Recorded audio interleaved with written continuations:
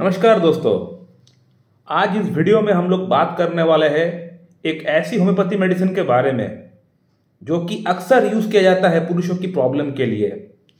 किसी भी पुरुष के अंदर अगर इरेक्टाइल डिस्फंक्शन की प्रॉब्लम हो, लो लिबिडो की प्रॉब्लम हो, शीघ्र पतन की प्रॉब्लम हो, तो हम लोग पहले ही इस मेडिसिन के बारे में हम लोग सोच सकते हैं। अगर कोई कॉन्स्टिट्यूशनल मेडिसिन पेशेंट के अंदर मैच नहीं हो रहा है तो ये मेडिसिन तो हम लोग पेशेंट को दे ही देते, क्योंकि ये मेडिसिन जाना ही जाता है सेक्सुअल कंप्लेंट्स को ठीक करने के लिए, बोथ मेल एंड फीमेल के अंदर।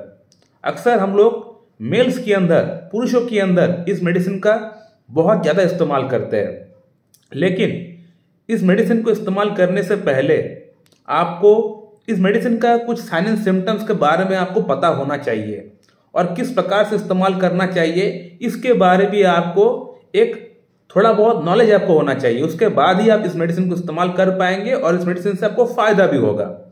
मैं आज इस मेडिसिन के बारे में आपको बताऊंगा, एग्नेस कैस्टस के बारे में आपको बताऊंगा और एलन स्कीनोट के माध्यम से मैं आप लोगों को समझाने का प्रयास करूंगा कि डॉक्टर H.C. एलेंस क्या लिखते हैं एग्नेस कैस्टस के बारे में अपनी किताब में। मैं उन्हीं का किताब का रेफरेंस लेके मैं आज आप लोगों को समझाने का प्रयास करूंगा कि एग्नेस कैस्टस जो मेडिसिन है वो किस तरह की मेडिसिन है, वो किस तरह की सिचुएशंस के अंदर में काम में आती है। तो जो पहला लाइन लिखते हैं एग्नेस कैस्टस के बारे में, वो लिखा गया है फॉर द लिम्फेटिक कॉन्स्टिट्यूशन, यानी लिम्फेटिक मतलब डल, ऐसा कंडीशन यानी ऐसा व्यक्ति जो अपना जिंदगी जी तो रहा है लेकिन अधमरा, यानी उसको जिंदगी जीने का कोई मतलब नहीं होता, किसी प्रकार वो जिंदगी जी रहा है, लीन थिन इमैसिएटेड, जिंदगी जीने का कोई मतलब नहीं होता है, ऐसा व्यक्ति के अंदर ये मेडिसिन अच्छा काम करता है। फर्स्ट लाइन में ही उन्होंने यही लिखा है फॉर द लिम्फेटिक कॉन्स्टिट्यूशन, यही लाइन लिखा हुआ है फर्स्ट लाइन। इसके बाद दिखते हैं absent minded relaxed power of inside, यानी एब्सेंट माइंडेड यानी वो व्यक्ति जिसका दिमाग में कुछ भी उसको समझ में नहीं आता है, उसको क्या करना है क्या नहीं करना है उसको कुछ भी समझ में नहीं आता, सब कुछ उसका दिमाग का ऊपर से चला जाता है। उसके बाद लिखा है can not recollect, has to read a sentence twice before he can comprehend, मतलब एक सेंटेंस को उसको समझाने के लिए, एक बात को उसको समझाने के लिए उसको 2 से 3 बार पढ़ना पड़ता है, उसको रिकलेक्ट करना पड़ता है कि क्या लिखा हुआ है, उसके बाद उसको समझ में आता है। डॉक्टर साहब ये बोलकर समझाने का प्रयास कर रहा है कि उसका मानसिक स्थिति किस प्रकार का हो गया है, ये समझाने का प्रयास कर रहा है इस लाइन से, वो यही चीज को दर्शाने का प्रयास कर रहा है। उसके बाद लिखता है old Sinner with impotency and glide, unmarried person suffering from various debility. इसका अर्थ क्या हो सकता है? ओल्ड सिनर मतलब पास्ट में की हुई पाप, सिन का मतलब पाप होता है। बेसिकली यहां पे पाप का अर्थ यह होता है कि जो भी शादी से पहले सेक्सुअल जो भी एक्टिविटीज किए हैं, बहुत ज्यादा हस्तमैथुन किए हैं, बहुत ज्यादा अलग अलग लेडीज के साथ रिलेशन बनाए हैं शादी से पहले, इसको पाप के कैटेगरी में डॉक्टर साहब बोल रहे हैं। तो ओल्ड सिनर, पुराने जितने भी पाप किए हैं उसके कारण से अभी उनका अंदर इंपोर्टेंसी आ चुका है, यानी नापुंसकता आ चुका है, और बहुत महिलाओं के साथ सेक्स करने के कारण से ग्लिट का अर्थ क्या होता है? ग्लिट होता है एक यूरोइस डिस्चार्ज जो कि पेशाब का नली से यूरेथ्रा से निकलता है। किसका निकलता है? पुरुष का निकलता है। कब निकलता है? जब वो किसी फीमेल के साथ अनप्रोटेक्टेड सेक्स किए हैं और उस लेडी को गनोरिया की इंफेक्शन थी, उससे ये कैरी फॉरवर्ड हो गया, ट्रांसमिटेड हो गया सेक्सुअल एक्टिविटी के दौरान। तो जिस व्यक्ति को गनोरिया हो जाता है, जिस व्यक्ति को गनोरिया से इन्फेक्टेड हो जाता है, उसका पेशाब का नली से ग्लिट निकलता है। तो डॉक्टर साहब यही चीज बोलने का प्रयास कर रहे हैं कि ओल्ड सिनर, पुरानी पाप जितने भी किए हैं उससे इंपोर्टेंसी हो गया, अभी नापुंसकता हो गया, और साथ ही साथ अक्सर पहले के जमाने के लोग कॉन्डम वगैरह इस्तेमाल नहीं करते थे, तो उस समय HIV बोल लीजिए, STD बोल लीजिए, गनोरिया बोल लीजिए, बहुत लोगों को अक्सर हो जाया करता था। तो डॉक्टर साहब ने ये चीज बताने का प्रयास किया है कि पेशेंट का अंदर कहीं ना कहीं इंपोर्टेंसी हो जाता है, नापुंसकता हो जाता है, गनोरिया हो जाता है, और साथ ही साथ मानसिक स्थिति इसका पेशेंट का बिल्कुल भी ठीक नहीं रहता है। उसको क्या करना है, कहाँ पे जाना है, क्या बोलना है, उसको कुछ भी समझ में नहीं आता है। लिम्फेटिक कॉन्स्टिट्यूशन यानी लीन थीन इमैसिएटेड, बॉडी में कोई जान नहीं है, खाना हो सकता है खा रहा है भरपेट लेकिन बॉडी में कोई जान नहीं है, सो रहा है लेकिन फिर भी इनकम्प्लीट स्लीप जिसको हम लोग बोलते हैं। पेशेंट को पूछेंगे कि आपका नींद अच्छा हुआ, नहीं नींद अच्छा से नहीं हुआ डॉक्टर साहब, इनकम्प्लीट स्लीप लेकिन सोया हुआ है।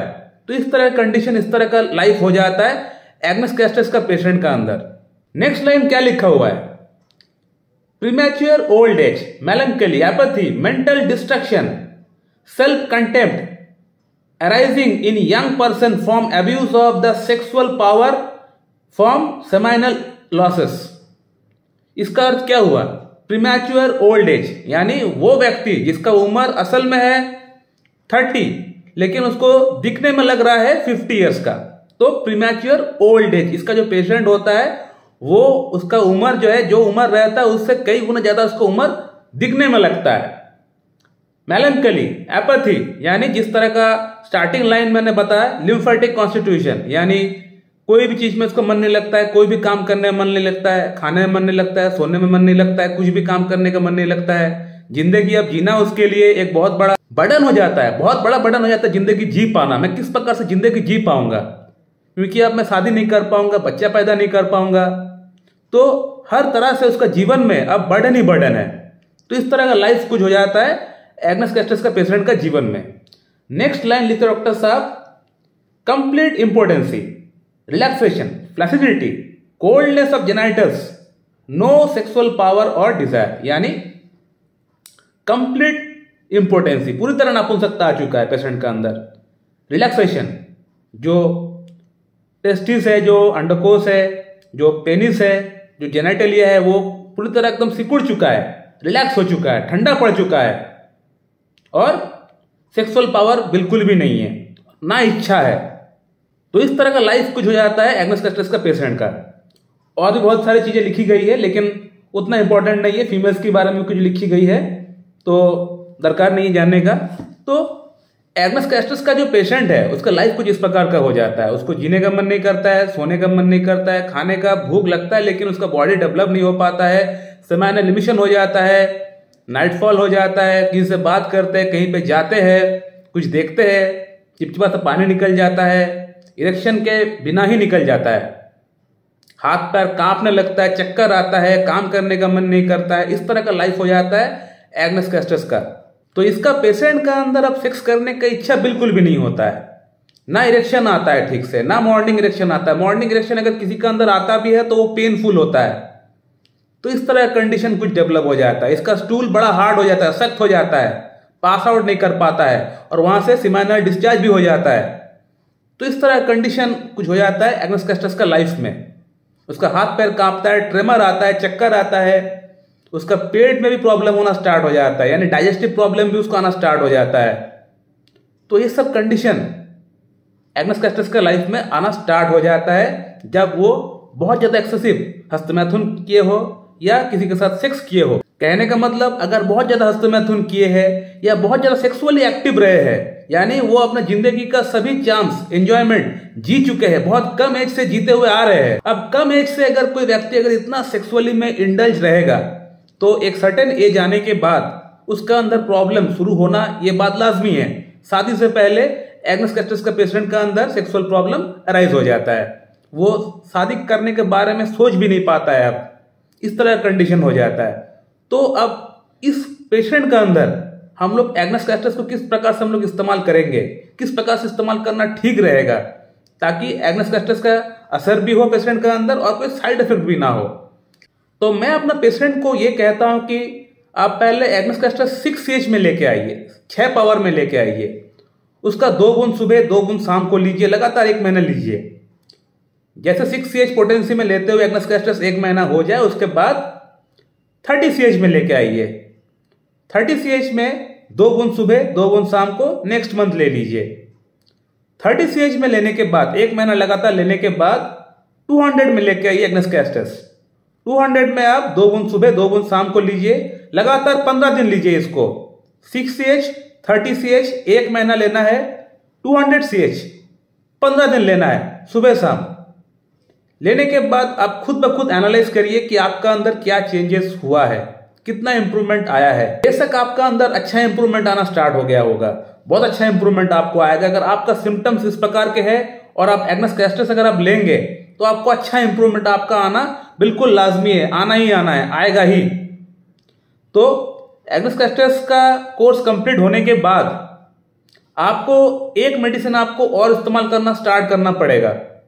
उसका नाम है जिनसिंग और डामियाना।